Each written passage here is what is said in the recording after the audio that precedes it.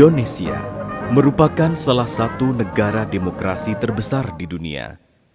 Dengan jumlah penduduk lebih dari 215 juta jiwa, Indonesia berhasil mempraktekkan sistem politik demokrasi modern. Demokrasi telah menjadi katup aspirasi bagi ratusan juta warga negara yang berbeda-beda untuk hidup berdampingan secara damai. Dalam jangka ke depan, demokrasi juga diharapkan bisa menjadi jalan untuk mewujudkan kesejahteraan bagi seluruh rakyat Indonesia. Demokratisasi di Indonesia bukanlah sebuah proses yang tiba-tiba.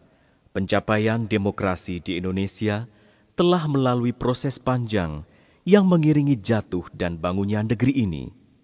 Bahkan, ketika reformasi politik bergulir di negeri ini, pada tahun 1998, banyak anggapan bahwa Indonesia akan menjadi negara gagal dan tercabik-cabik oleh konflik internal di antara sesama anak bangsa.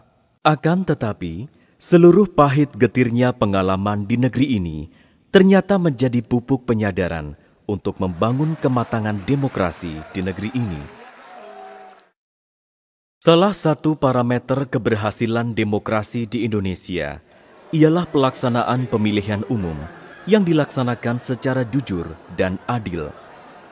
Dalam konteks demokrasi, pemilihan umum merupakan mekanisme politik modern untuk memilih pemimpin berdasarkan keinginan rakyat dan pergeseran kekuasaan secara damai agar terhindar dari kekerasan berdarah.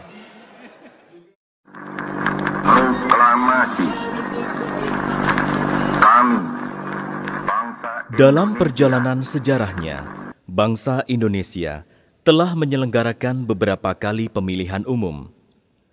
Pemerintahan Presiden Soekarno hanya sempat menyelenggarakan satu kali pemilihan umum, yaitu pada tahun 1955.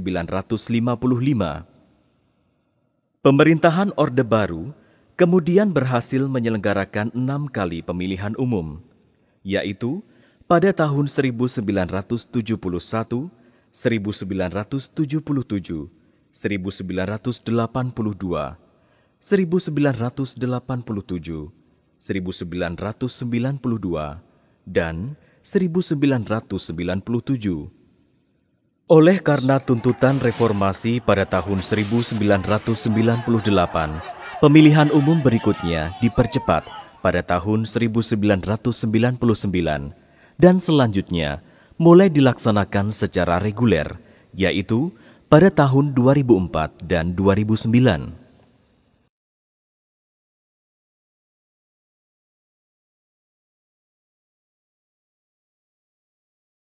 Pasca proklamasi kemerdekaan 1945, negeri ini baru saja tercabik-cabik oleh perang. Stabilitas keamanan belum memungkinkan pemerintah yang baru seumur jagung untuk menyelenggarakan pemilihan umum sebagaimana amanat konstitusi.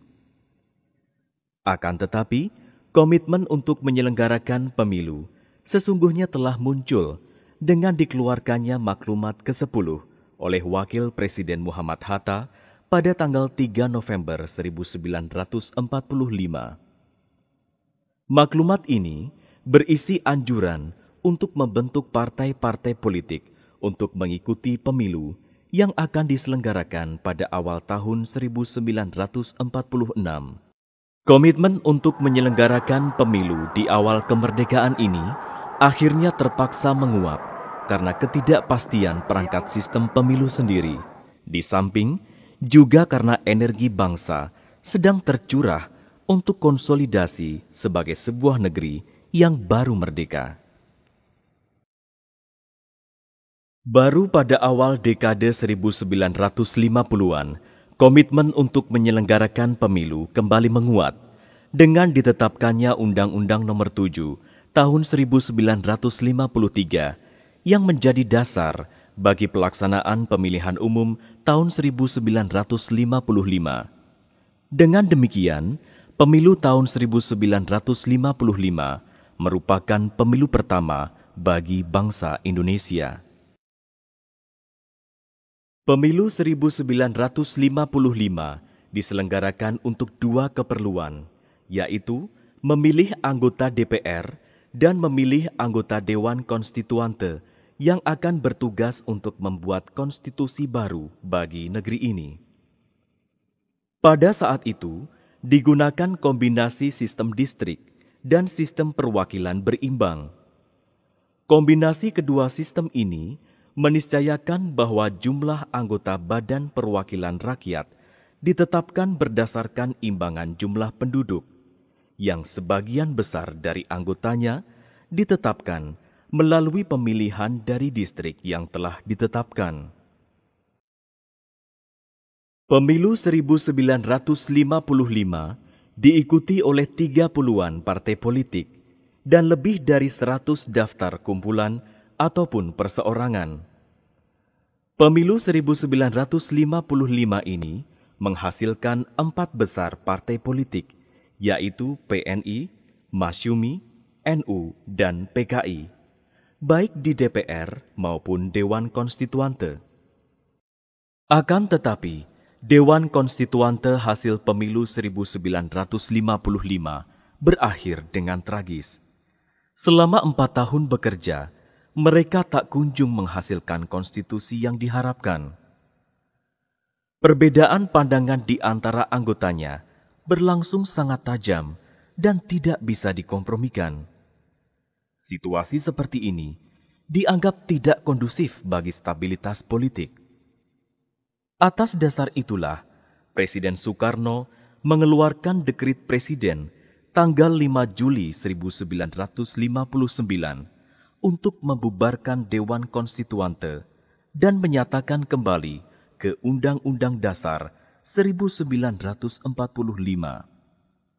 Sejak saat itulah, negeri ini dikelola dengan demokrasi semu yang diistilahkan sebagai demokrasi terpimpin.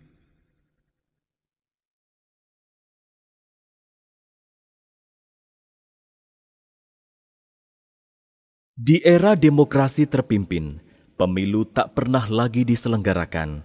Bahkan, wacana tentang presiden seumur hidup mulai didengungkan. Otoritarianisme semakin mewujud ketika Presiden Soekarno membubarkan DPR hasil pemilu 1955